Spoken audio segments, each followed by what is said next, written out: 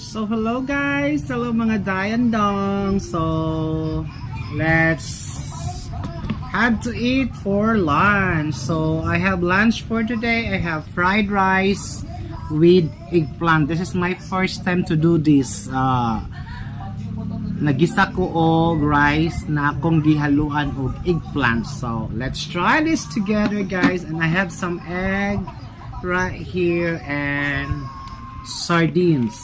So, hello guys, let's eat na. Kung wala pa mo maniod to, paniod to na. Let's eat together. Let's pray. Bless us, O Lord, for this thy gift which about to receive from thy bounty through Christ, O Lord. Amen.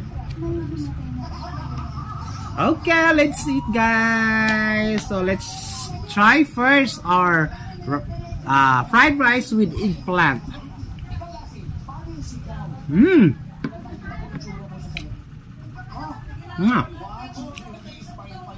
Sarap.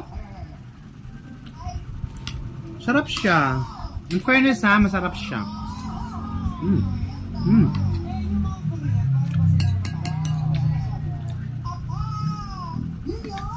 Sarap.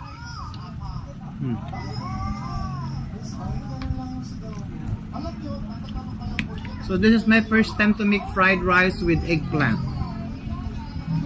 Diba? Nakakaiba. Ako lang ang nakakagawa ng ganon. Ako lang. Ako lang nakakagawa ng ganon. Ako lang talaga. There we go. Try nyo sa bahay nyo, masarap. Fried rice with eggplant.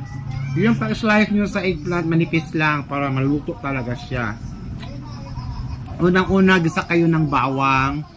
Tapos pag mag-golden brown na yung bawang, siyempre may mantika yun. Tapos pag mag-brown na yung bawang, lagay nyo yung eggplant na ini-slice nyo bago yung rice. Then halo-haluin. Parang ganon. Yeah. Let's go.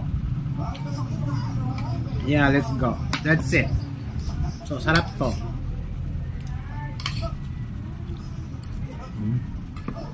Sarap. Try nyo sa bahay nyo. Gawa kayo ng fried rice na lagyan nyo ng eggplant. Karamihan, egg lang nilagay sa atin. Eggplant talaga. The best. Yung mahilig sa eggplant, yan, pwede nyo ihalo sa rice nyo pag mag-fried rice kayo. Go, go, go! Sarap! Sarap. The best.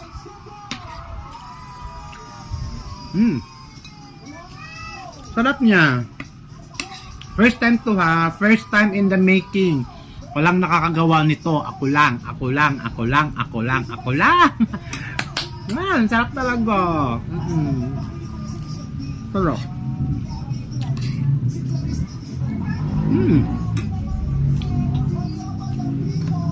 Sarap.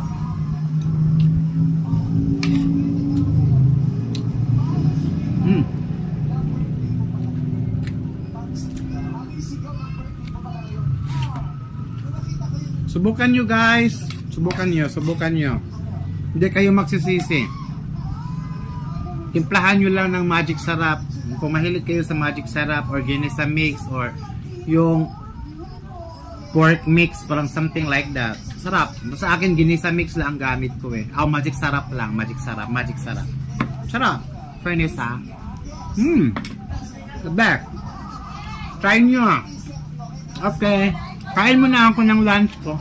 Thank you so much guys. And happy Monday. And always take good care of yourself guys. Ingat palagi. God bless us all. Bye.